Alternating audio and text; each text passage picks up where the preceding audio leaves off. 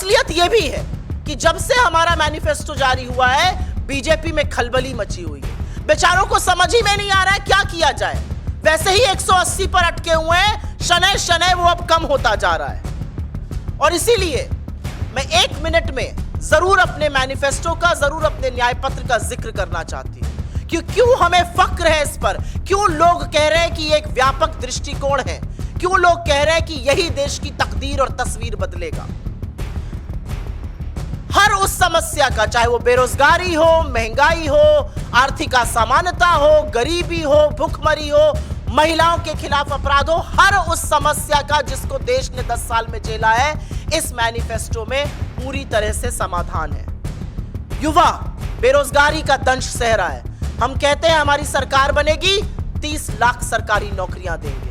हमारा कहना है कि हम अप्रेंटिसशिप स्कीम के अंतर्गत 1 साल के लिए हर ग्रेजुएट और हर डिप्लोमा धारक को 1 लाख का स्टाइपेंड देंगे। हम कहते हैं कि पेपर लीक से आपका हौसला टूटेगा नहीं, क्योंकि ऐसा सख्त कानून बनाएंगे कि आपके साथ भविष्य के खिलवाड़ करने वालों की रूह कांप जाएगी। हम कहते हैं कि 4 साल ठेके पर सरकार सेना की नौकरी नहीं चलेगी। अग्निवीर को खत्म करेंगे और पुरानी जो विधि थी उसको बहाल करेंगे। हम किसानों जिनका हौसला टूट गया, जिनको आतंकी कहा गया, जिनके ऊपर आंसू गैस के गोले छोड़े गए, जिनके रास्ते में कीलें गड़ा दी गई, हम उन किसानों को एमएसपी की कानूनी गारंटी देंगे। हम उनका कर्जा माफ करेंगे, 16 लाख करोड़ पूंजीपतियों का माफ नहीं करेंगे। हम उनके खेती को, उनके बीज को, उनकी खाद को, उनकी दवाई को, उनके खेती के उपक्रम को जीएसटी से मुक्त करेंगे। हम नारी के हाथ में संसाधन देंगे। महालक्ष्मी स्कीम के चलते हम गरीब परिवार की महिला मुखिया को 1 लाख रुपए सालाना देंगे। हम नई सरकारी नौकरियों में महिला को 50% आरक्षण देंगे। हम श्रमिकों के न्याय की बात करते हैं। हम मनरेगा जिसने ग्रामीण भारत की तस्वीर बदल के रख दी, हम उसके मानदेय को प्रतिदिन बढ़ाकर 400 रुपए करेंगे। हम गिग वर्कर्स को सामाजिक सुरक्षा देंगे। हम 25 लाख रुपए की एक हेल्थ योजना की बात कर रहे हैं, जैसे हमने राजस्थान में चलाई, जिसके तहत इलाज, दवाई, टेस्ट सब उसमें आएगा। हम हिस्सेदारी की बात करते हैं। हम कहते हैं कि गिनती करनी ही पड़ेगी, क्योंकि जब तक आप सामाजिक और आर्थिक सेंसस नहीं कराइएगा, नहीं पता चलेगा कि समस्या कितनी है। हम हाशिए पर दलित, शोषित, वंचित, आदिवासी, पिछड़े लोगों की भागीदारी सुनिश्चित करेंगे।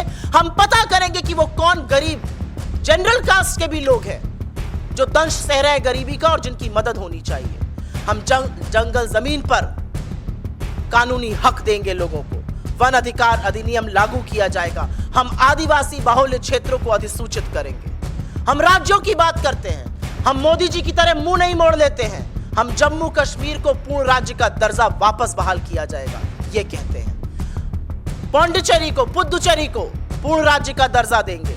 आंध्रा को विशेष राज्य का दर्जा मिलेगा।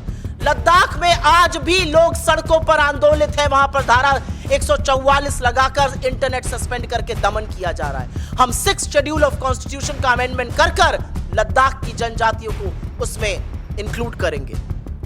हम मणिपुर की वर्तमान सरकार को बर्खास्त करेंगे और सुलह आयोग की एक नियुक्ति करेंगे। यह होता है एक व्यापक दृष्टिकोण, जहां पर युवाओं की बात हो रही है, किसानों की हो रही है, महिला की हो रही है, श्रमिकों की हो रही है, हिस्सेदारी की बात हो रही है, जहां पर देश के राज्यों की बात हो रही है। और यह कांग्रेस का वादा है और जनता जानती है। हम जब वादा करते हैं तो उसको पूरा करते हैं। यह कांग्रेस की ही सरकार थी जिसने सूचना का अधिकार, शिक्षा का अधिकार, मनरेगा, खाद्य सुरक्षा बिल जैसे बड़े बड़े कानून दिए। ये कांग्रेस की कर्नाटक, तेलंगाना और हिमाचल में चलने वाली सरकारें हैं, या हमारी राजस्थान और छत्तीसगढ़ की वो सरकारें जो अब नहीं रही। हमने जो कहा वो पूरा किया, चाहे वो गृह ज्योति हो, गृह लक्ष्मी हो, रायतू भरोसा हो, तमाम ऐसी चीजें। तो लोगों को भरोसा है कि कांग्रेस जो वादा करती है उसको निभाती है, क्योंकि ये कांग्रेस की गारंटी है, ये किसी का जुमला नहीं।